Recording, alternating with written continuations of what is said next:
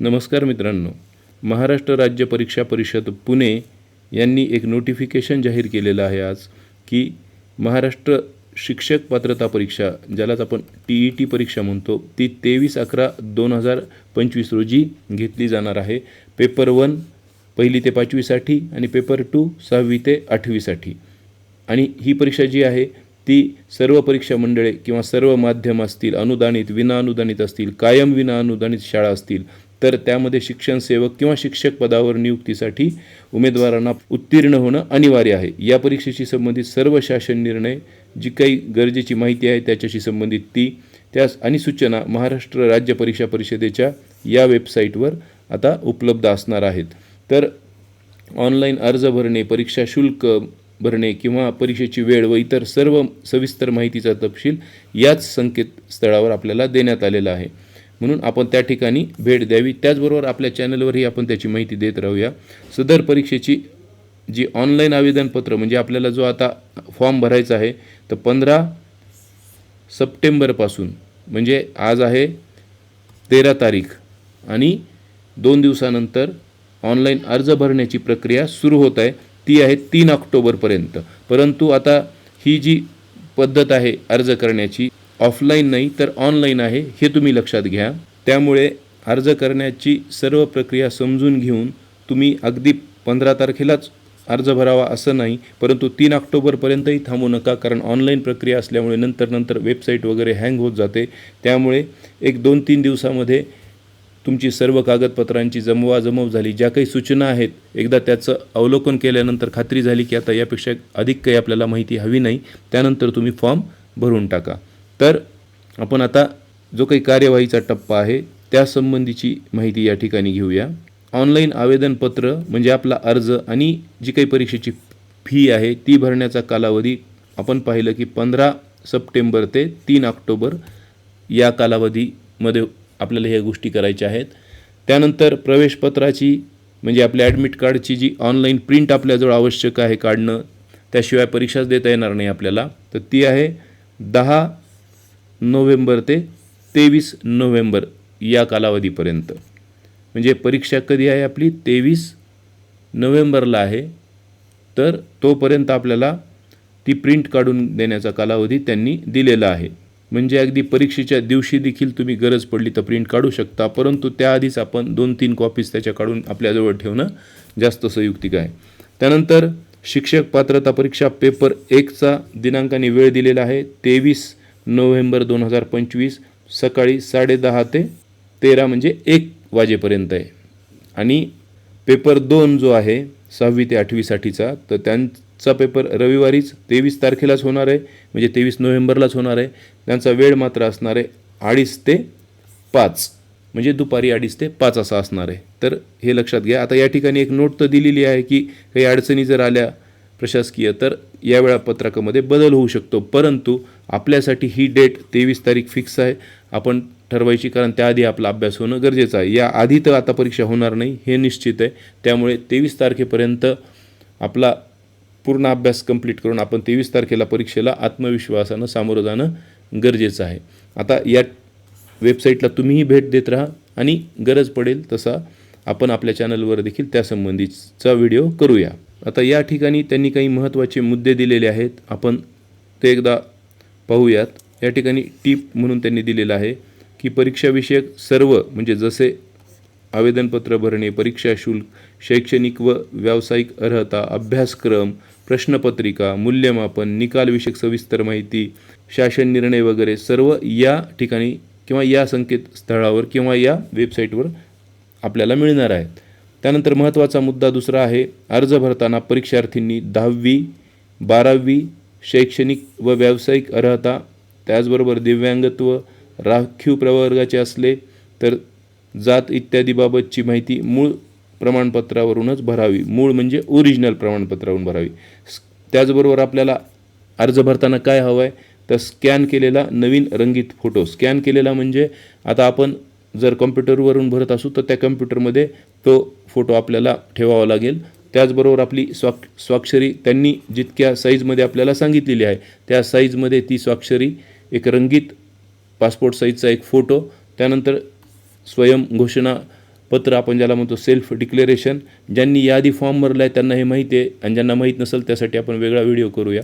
त्याचबरोबर स्वतःचे ओळखपत्र, मग हे ओळखपत्र कोणतं चालतं ते त्यांनी आपल्याला दिलेलं असतं, आपण ते पाहूया पुढच्या ह्याच्यामध्ये. तर ऑनलाईन आवेदनपत्रात अपलोड करावायचे असल्याने ही कागदपत्रे आपण अर्ज करताना सोबत ठेवणं गरजेचं आहे. त्याचबरोबर सदर परीक्षेस प्रविष्ट होऊ इच्छिणाऱ्या उमेदवारांशी संपर्क जो केला जाणार आहे तो ईमेलद्वारे तरी केला जाईल किंवा SMS द्वारे केला जाईल. म्हणजे हे 2 पद्धती त्यांनी ठेवलेल्या आहेत. त्यामुळे उमेदवारांनी स्वतःचा ईमेल ID, म्हणजे तुम्ही इतरांचा ईमेल ID देऊ नका. विशेषतः महिला ज्या असतील त्यांनी देखील शक्य झाल्यास आपल्या फोनमध्ये जो ईमेल ID आहे तो द्यावा, आणि तो परीक्षा होईपर्यंत म्हणजे 23 तारखेपर्यंत आणि त्यानंतर देखील तो सातत्याने आपण अवलोकन करत राहावा तो ईमेल, की काही नोटिफिकेशन किंवा काही सूचना आपल्याला त्यांच्याकडून प्राप्त झाली आहे का. त्याचबरोबर भ्रमणध्वनी क्रमांक अचूक असावा. आता या ठिकाणी आपल्या मोबाईलवरती जो मेसेज येतो तो साधा टेक्स्ट मेसेज येतो, त्यामुळे व्हॉट्सअप मेसेजची आपल्याला सवय असते, परंतु यांचा मेसेज आपल्याला टेक्स्ट स्वरूपात येतो, त्यामुळे टेक्स्ट मेसेज देखील आपण पाहणं गरजेचं आहे. त्याचबरोबर पेपर 1 म्हणजे प्राथमिक स्तर, पेपर 2 म्हणजे उच्च प्राथमिक स्तर, या दोन्ही प्रश्नपत्रिकेसाठी म्हणजे ज्यांचं DTED आहे आणि BEd आहे अशांसाठी या उमेदवारांनी दोन्ही स्तरासाठी म्हणजे प्राथमिक स्तरासाठी आणि उच्च माध्यमिक स्तर म्हणजेच 1ली ते 5वी असेल आणि 6वी ते 8वी असेल हा विकल्प निवडावा, जेणेकरून परीक्षा बैठक व्यवस्था एकाच ठिकाणी करता येईल. ही महत्त्वाची गोष्ट आहे, कारण परीक्षा एकाच दिवशी होणार आहे, फक्त परीक्षेचा वेळ वेगवेगळा आहे हे लक्षात घ्या. त्यामुळे तुम्ही हा अर्ज भरताना ही गोष्ट एकदम काळजीपूर्वक लक्षात ठेवा की ज्यांना पेपर 1 आणि पेपर 2 हे दोन्ही पेपर ज्यांना द्यायचे आहेत त्यांनी काय करायला पाहिजे की दोन्ही स्तरासाठी हा जो त्या ठिकाणी एक ऑप्शन असणार आहे तर तो निवडावा. आपण पाहूया ते नंतर ज्यावेळेस प्रक्रिया सुरू होईल त्यावेळेस. त्यामुळेच एकदम 15 तारखेला भरण्याची गडबड करू नका. तर हा ऑप्शन तुम्ही निवडा, जेणेकरून तुमचं सेंटर जे आहे ते एकाच ठिकाणी येईल, म्हणजे तुम्हाला धावपळ करावी लागणार नाही. प्रत्येक स्तरासाठी स्वतंत्र अर्ज भरण्याची आवश्यकता नाही आहे. त्यानंतर हा महत्त्वाचा मुद्दा आहे की या जाहिरातीनुसार उमेदवारांना केवळ ऑनलाईन प्रक्रियेनेच अर्ज करता येणार आहे, ऑफलाईन आलेले अर्ज स्वीकारले जाणार नाहीत. त्यामुळे असा कोणताही प्रकार करायचा नाही, कारण आजकाल सर्वच परीक्षांचे अर्ज ऑनलाईन पद्धतीने भरलेले असतात. त्याचबरोबर परीक्षेची फी जी काही असेल ती बँकिंग असेल, क्रेडिट, डेबिट कार्ड जे काही माध्यम असतील त्यानुसार ऑनलाईन पद्धतीनेच भरावी लागणार आहे, मात्र चलनाद्वारे भरली जाणार नाही, हे पण लक्षात घ्यायला पाहिजे. आणि जेव्हा फी भरल्याचा मेसेज आपल्याला येईल की बाबा सक्सेस झालेलं आहे तुमचं, तर त्यानंतरच आवेदनपत्रातील माहिती ही अंतिम म्हणजे फायनल होणार आहे, आपला अर्ज सादर झाला असं आपल्याला म्हणता येईल. मग त्यावेळेस त्यानंतर मात्र आवेदन पत्र जे असेल आपलं किंवा जो काही आपला अर्ज आहे त्यामध्ये कोणतीही दुरुस्ती मात्र त्यानंतर केली जाणार नाही आणि त्याबाबत आपल्याला काही त्यांना म्हणता येणार नाही. त्यामुळे ज्या काही आपल्या कॅटेगरी असतील, विषय असतील किंवा स्तर असतील, आपल्याला दोन्हीलाही द्यायचं असले तर त्या दृष्टीने आपले ऑप्शन आपण काळजीपूर्वक निवडणं गरजेचं आहे. अर्ज स्वीकारण्याच्या अंतिम दिनांकापर्यंतच परीक्षा शुल्क ऑनलाईनरित्या स्वीकारले जाईल. विविध पद्धतीने अर्ज सादर केल्यानंतर परीक्षा शुल्क भरल्याशिवाय सदर अर्ज विचारात घेतला जाणार नाही. हे तर आपल्या सर्वांना माहीत असलेली गोष्ट आहे की परीक्षा शुल्क भरणं त्यासाठी फार गरजेचं आहे. आता हा एक मुद्दा लक्षात घ्या, कारण आपल्यासाठी हा सोयीचा मुद्दा आहे की ऑनलाईन आवेदनपत्रासोबत त्या अर्जासोबत कोणत्याही कागदपत्रांच्या प्रती जोडण्याची गरज नाही आहे. म्हणजे आपल्याला जेव्हा अर्ज करायला जाऊ तेव्हा कोणत्याही प्रती नेण्याची गरज त्या ठिकाणी आपल्याला नाही आहे. तसेच आवेदनपत्र, कागदपत्रे गट शिक्षणाधिकारी किंवा शिक्षणाधिकारी यांच्याकडे जमा करण्याची देखील आवश्यकता तुम्हाला नाही आहे. पुढे जेव्हा अर्ज करतो TAIT या परीक्षेसाठी त्यावेळेस मात्र आपल्याला आपली जी काही सर्व कागदपत्रे आहेत ती अपलोड करावी लागतात. मात्र या TETला आपल्याला कोणताही पुरावा म्हणा किंवा कोणतंही कागदपत्र जोडण्याची काही गरज या ठिकाणी नाही आहे. त्यानंतर मूळ प्रमाणपत्राच्या पडताळणीस अधीन राहून उमेदवारांना तात्पुरता प्रवेश दिला जाईल. त्यामुळे काळजीपूर्वक अर्ज करताना मात्र ज्या काही तुम्ही अर्हता लिहाल त्या ठिकाणी, पात्रता लिहाल किंवा जी काही त्या ठिकाणी नमूद कराल त्याची सर्व मूळ प्रमाणपत्रे मात्र तुमच्याजवळ असणं गरजेचं आहे.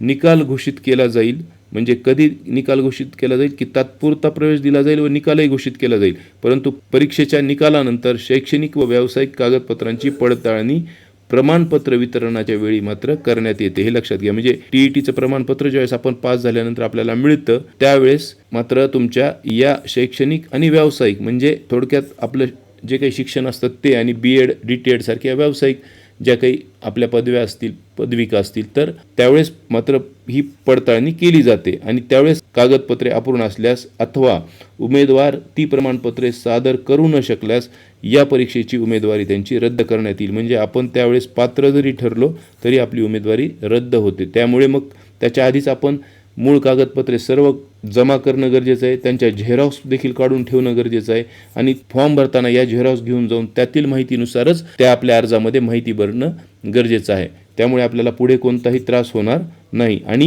ही माहिती भरताना देखील आपण लक्षात घेतलं पाहिजे की जी मूळ कागदपत्रामध्ये माहिती आहे ती आणि आपण आवेदनपत्रात अर्जामध्ये जी माहिती भरली त्यामध्येही कुठलीही तफावत येऊ नये. म्हणजे अगदी आपली बर्थ डेट असेल किंवा त्यानंतर 10वीमध्ये मिळालेली गुण वगैरे असतील, जे काही आपल्याला भरायचं आहे ते आपण मूळ कागदपत्रे समोर ठेवूनच भरावं, अंदाजाने भरू नये. नाहीतर मग यश मिळालं तरी आपल्याला त्याचा काहीही फायदा होणार नाही. त्यानंतर आता या ठिकाणी हा मुद्दा लक्षात घ्या, एकापेक्षा जास्त आवेदनपत्र भरल्यास अंतिमतः भरलेले आवेदनपत्र ग्राह्य धरण्यात येईल. म्हणजे लक्षात घ्या की तुम्ही 16 तारखेला भरलं, 17 तारखेला, नंतर 23 तारखेला जर भरलं तर तुम्ही शेवटी जे आवेदनपत्र भरलं असणार आहे तर तेच ग्राह्य धरलं जाणार आहे. याआधीची भरलेली फी देखील आपली वाया जाणार आहे. इथं लिहिलेलंच आहे त्यांनी की याआधी सादर केलेल्या आवेदनपत्राचे शुल्क देखील परत केले जाणार नाही.